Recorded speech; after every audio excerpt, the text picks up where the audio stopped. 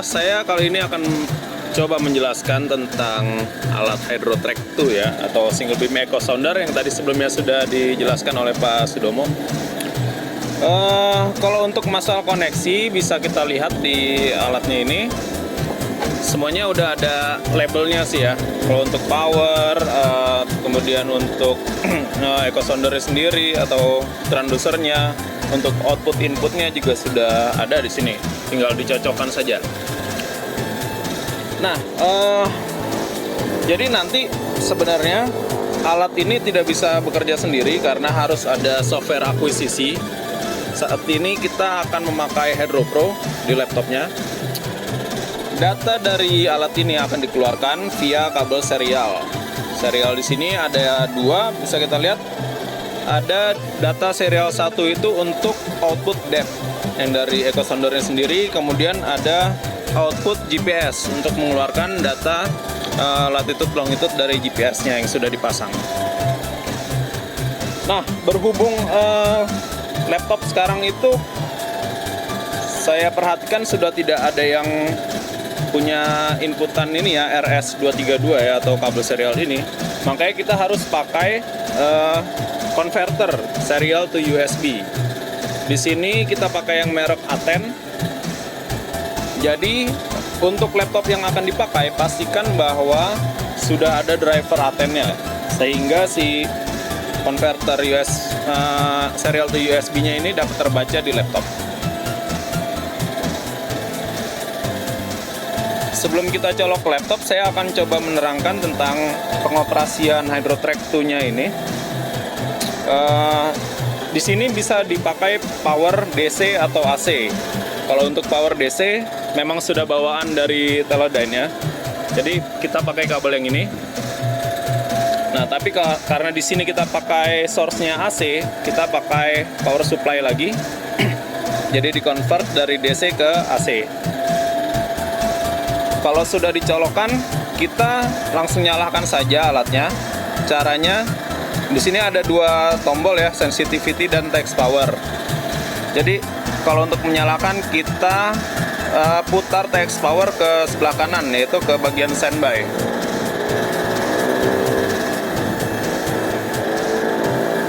Di sini akan diminta press a key to continue. Kita pencet saja dimanapun di sini. Arah arrow-nya bisa kanan, kiri, atas, bawah.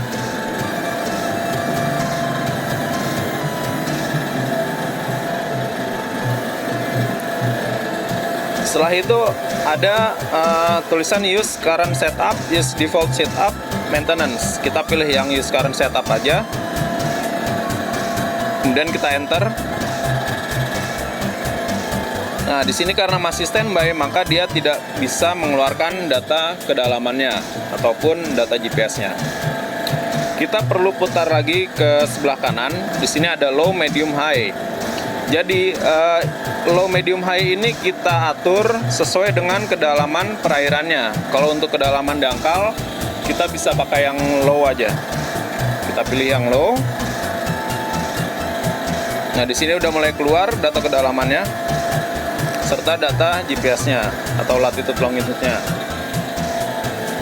Pertama-tama kita atur dulu di bagian setup di sebelah depth. Di sini ada blanking, unit, range, dan lain-lain. Yang perlu diperhatikan,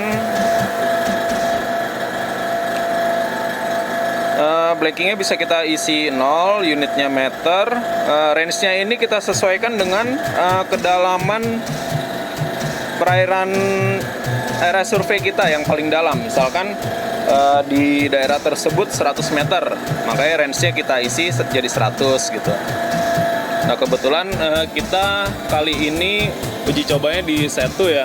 Kedalamannya mungkin nggak sampai 20 meter, jadi diisi 20 meter juga nggak masalah. Kalau di contohnya ini 45 atau 50 meter nggak masalah. Kemudian di bawah range-nya itu ada serial 1. Itu diisikan sebagai EchoTrack I/O. Jadi nanti output dari alat ini yang dilemparkan ke laptop berupa data EchoTrack. Kemudian ada juga serial 2 Ini diisikan off karena serial 2 ini dipakai kalau misalkan kita pakai heave kompensator. Jadi ada alat lain sebenarnya untuk single beam ini, namanya heave kompensator. Heave kompensator itu digunakan untuk kompensasi gelombang kalau misalkan kita survei di laut ya. Gelombang setengah meter gitu kan bisa mempengaruhi data kedalamannya yang dibaca oleh alat. Nah, kalau misalkan ada heave kompensatornya, serial 2-nya bisa kita isikan menjadi heave in. Nah, tapi saat ini tidak ada, kita off-kan saja. Lalu di sini di bawahnya ada time. Time-nya kita isikan dengan time sekarang. Saat ini jam berapa ya? 13.03.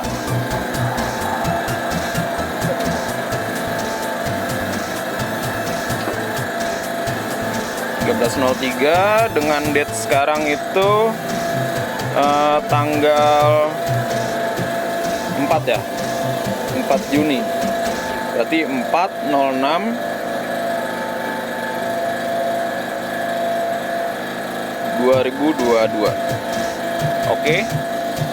Kemudian di sini ada serial 1 baut rate. Bawaannya itu 9600, jadi tidak usah kita ubah-ubah lagi. Ada TVG curve 20 log, biarkan saja. Kemudian ada frekuensi di sini 200. Jadi frekuensi ini kita sesuaikan dengan frekuensi dari transdusernya. Nah, transduser yang bisa atau kompatibel dengan alat ini adalah yang berfrekuensi tinggi, yaitu 100 ke atas. Dan kebetulan frekuensi 200, jadi sudah sesuai dengan yang kita input di sini, yaitu frekuensi 200. Lalu ada pulse length, biarkan saja medium, echo alarm, sama minimum depth. Jadi echo alarm ini kalau kita buat on, dia akan bunyi kalau misalkan ada perairan yang dangkal atau berbahaya gitu untuk survei kita. Kemudian minimum depth-nya harus kita isikan apabila echo alarmnya kita jadikan on gitu. Misal minimum depth saya isikan 1, maka untuk kedalaman di atas 1 yang lebih dangkal dari 1, dia akan otomatis membunyikan alarm kalau misalkan alarmnya kita on. Seperti itu. Tapi pada contoh kali ini saya off echo alarmnya dan minimum depth-nya saya jadikan 0.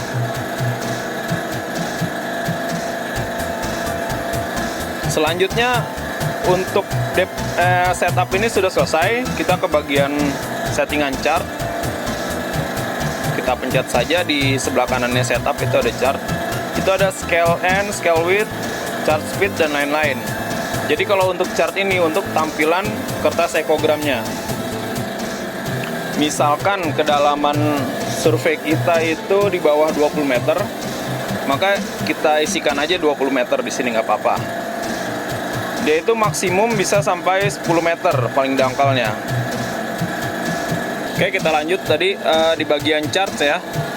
Setelah scale width-nya kita atur, kemudian ini ada anotasi sama print parameter. Jadi kalau anotasi itu bisa kita on kan.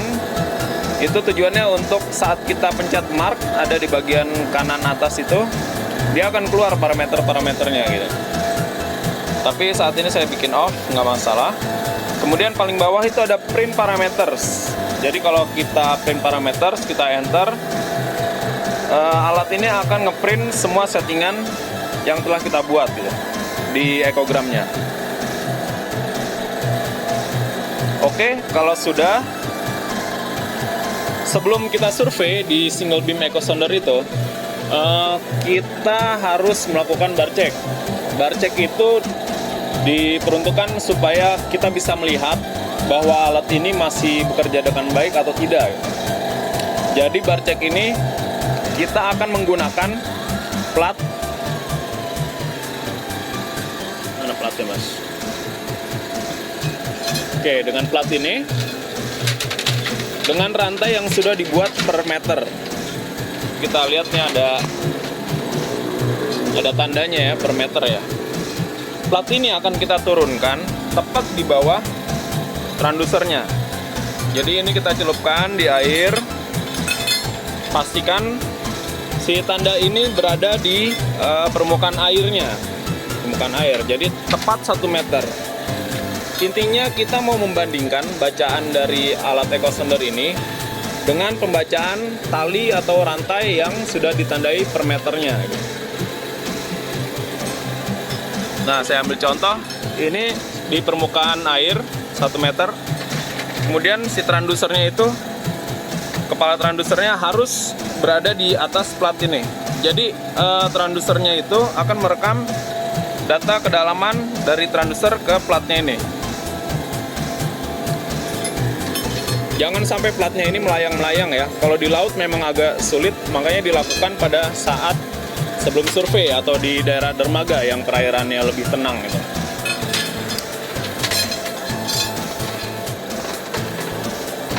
Sini dari depan aja.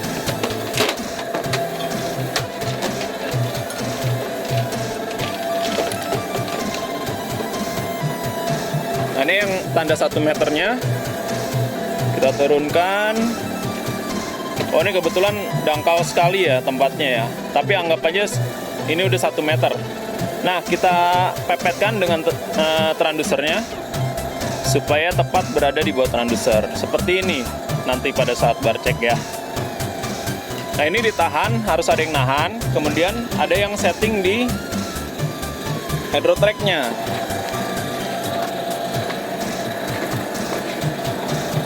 Itu ditahan oleh operator. Kemudian di bagian hydro track-nya ini ada bagian kal atau kalibrasi yang di bagian paling kanan.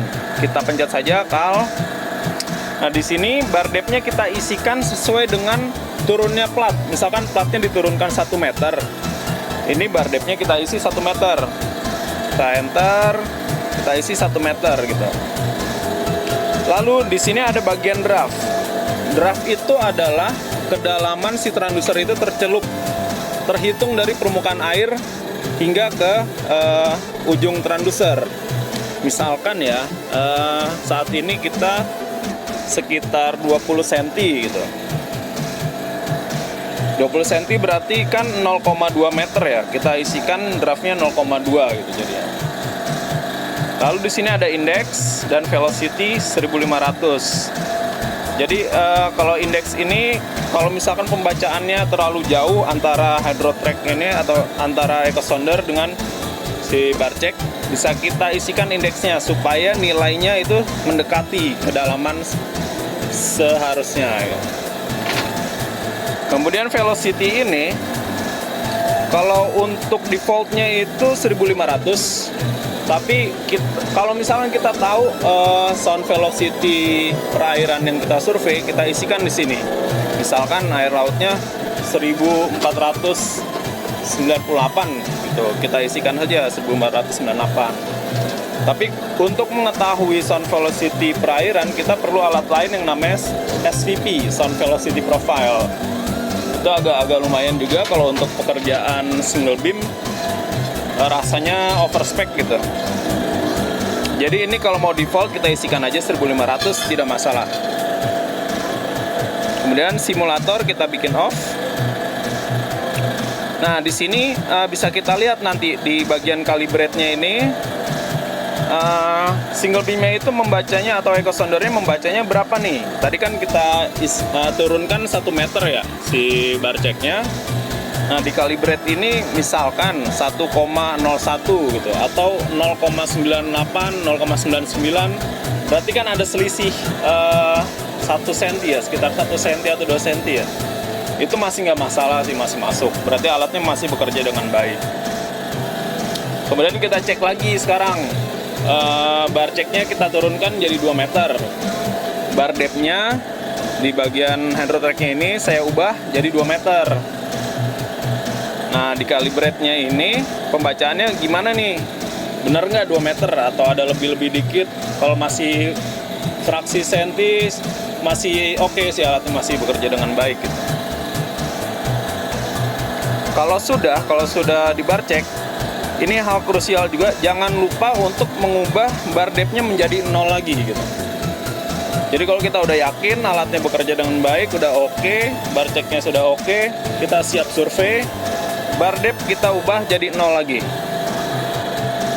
Harap diperhatikan ya hal itu ya. Kalau sudah, kita bisa klik bagian depth.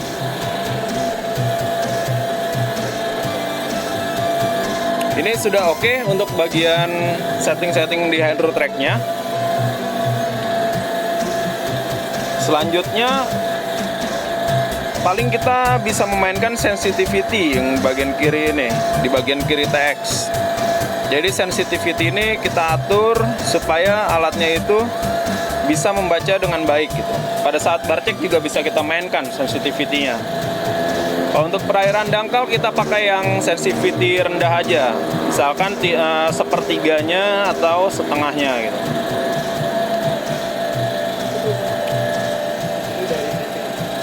Nah dari sini nanti datanya akan kita buang ke laptop atau ke software akuisisi.